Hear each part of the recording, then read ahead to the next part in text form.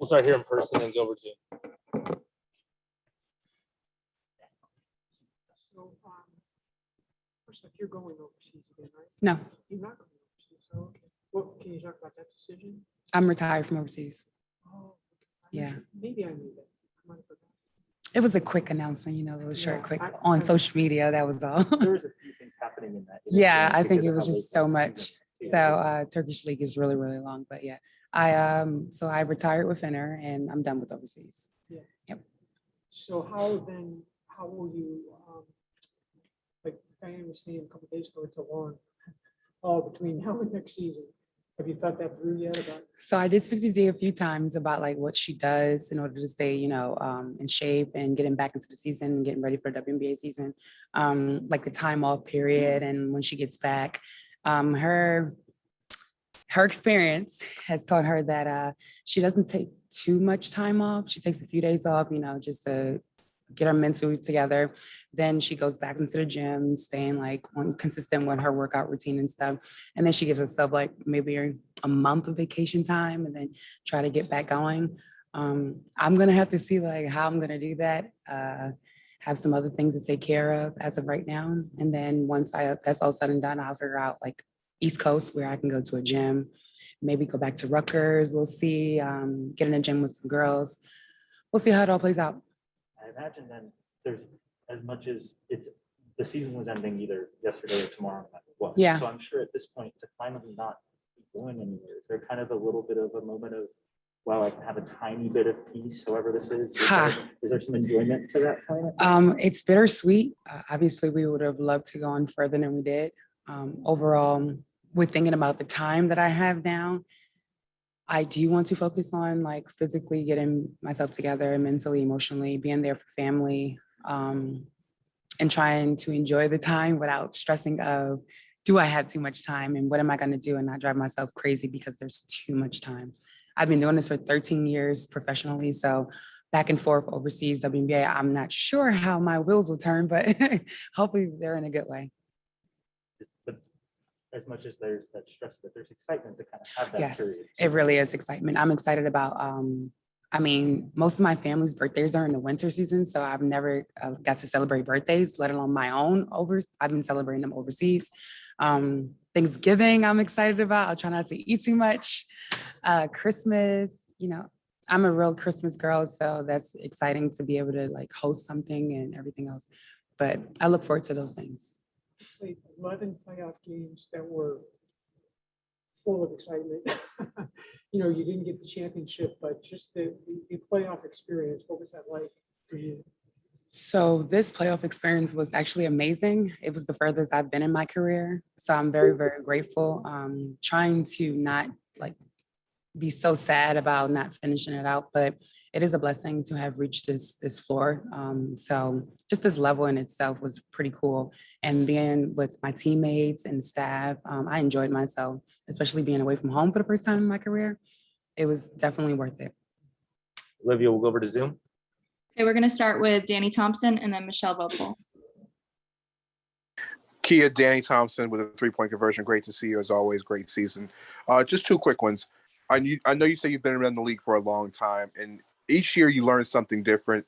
As you take a close to this year and this season, what have you learned the most about yourself, your game? What have you learned your most this season?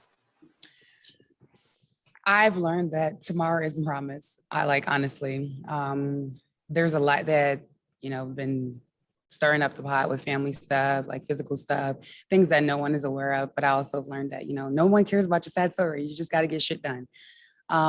So with that being said, my teammates know more than anyone, and they've been just supporting me with like, personal stuff and everything. But choosing the right teammates and like teams have been a blessing for me over my career. So I've been blessed in that aspect, and overall just enjoying, because I don't think I really got to enjoy like games and in itself, but with this year coming to an end and being so far and it, going so long for me for the first time, I've enjoyed it a lot more than I have over the course of my career. And secondly, you did say you're going back to the East Coast, and you're an East Coast girl. Because you've been in Phoenix officially now for a little bit of time, have you thought about maybe a dual residency working out with the girls over the break, or maybe spending a little bit more time in Phoenix with the training staff and everything else? Well, that would have to be talked about with whether or not I come back earlier, or I'm not going to stay here, but I'll definitely try to come back and see when that time period is.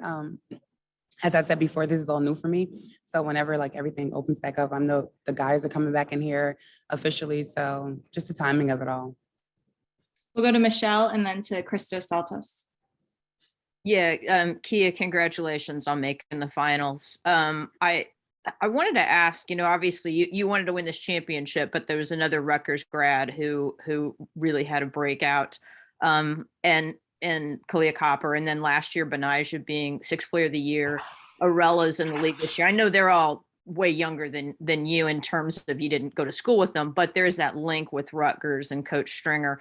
I wonder if you could kind of put in perspective the legacy that she's having, Coach Stringer, in the WNBA with the continued success of Rutgers players. And obviously she's still going at Rutgers and has, signed a new contract earlier this year. Oh, I'm gonna go knock on her door really quick. But she's an amazing coach and woman. She's instilled a lot, in her players over the years. And for the guards who have entered this league, because there's many guards, more guards than there is post players. There's myself and then Tammy Sutton-Brown. I'm not too sure what other post players stuck around so long. But the guards are amazing. They kind of resemble each other with that hard-nosed grit when you think about Cappy, Essence, Matee, Epiphany, Erica Wheeler, Vinaj, and of course, Kalia. They just have this grit and this grind is what she's taught them, they learn from their system. But overall, I'm proud of them. I'm proud to be a part of Rutgers with them. And I just continue to wish them well and great help. We'll go to Christos and then Christina Williams. Hello, Kia, how are you? I'm good. How are you?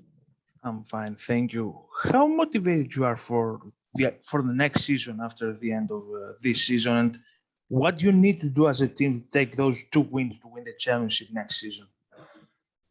What do we do to get these 2 wins? Yeah, because you lost the series 3-1 against the Sky. What do you need to do to put those 2 wins next season and win the championship?